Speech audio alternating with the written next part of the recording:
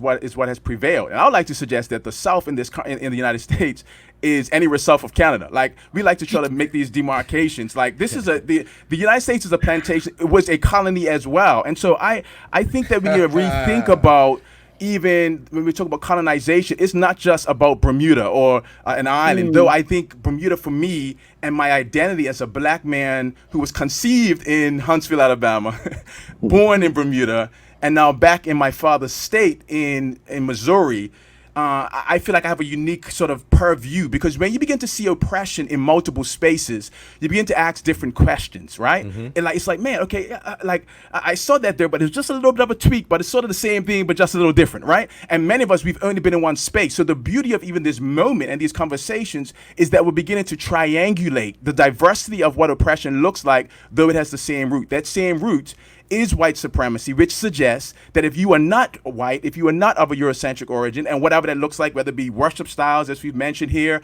theologies, very value systems, then we have been told that we are inferior. That's the colonial mindset, and we've embraced that. And so to challenge that across the various ethnic spaces and geopolitical spaces, we have to ask different questions. Where did it begin? Who brought this here? Who told us this was the way it had to be? And we need to ask those spaces also in black and as well African American spaces, because we've also replicated things that were given to us, rather even at our beloved institutions like the Oakwoods, right? And the Pine Forge Academies. Who said that it has to be? Like, who said it's got to be that? Why do we celebrate the Aeolians, but like DP is sort of on the side? Like, why do we do that?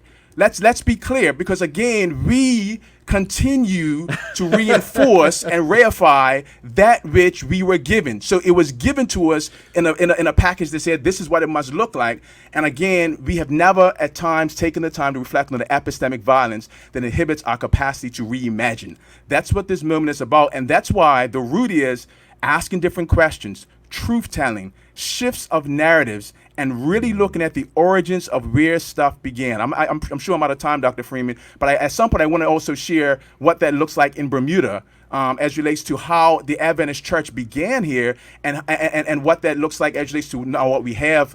Keep rolling while you're rolling. Just keep rolling. Keep rolling. So just real quick, right? I think one of the beauties of our space, and in Bermuda in particular, is that the Adventist Church it's like I believe as relates to representations, like the fifth largest denomination here, and we have a strong history, right, of uplift. When you embrace Adventism, you don't just embrace the religious piece, but there are cultural elements as relates to education, right? So many people, they didn't just get the religious piece, but they moved up like 2 or 3 social classes across generations as a result of the entire package. Right, the rule following and the other pieces of colonialism. Somebody said to me recently, my dear colleague, I want to mention Dwayne A. Keynes, brilliant scholar, and there are many brilliant Bermudians, so I just want to acknowledge, because this space is one where we've had those opportunities, and yet we also, I think, have challenged at times the inferiority narrative with our $1 to $1 with the U.S.,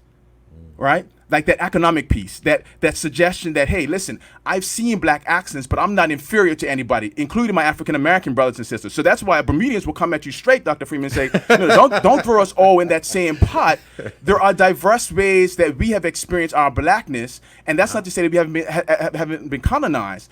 But again, it has impacted how we embrace or move into different spaces. So we're in a colony, and yet when you think about even the origin of like a DP, it was started by a Bermudian.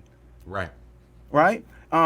Stephen Manders, right? So it's this interesting space where you have oppression and you've had sort of white supremacy, but you've also had the notion that, hey, listen, you're not better than me. And that's an interesting tension that I believe that we have in this space that has also played out contemporarily as it relates to the fruit and what also decolonization looks like for Black Adventists here.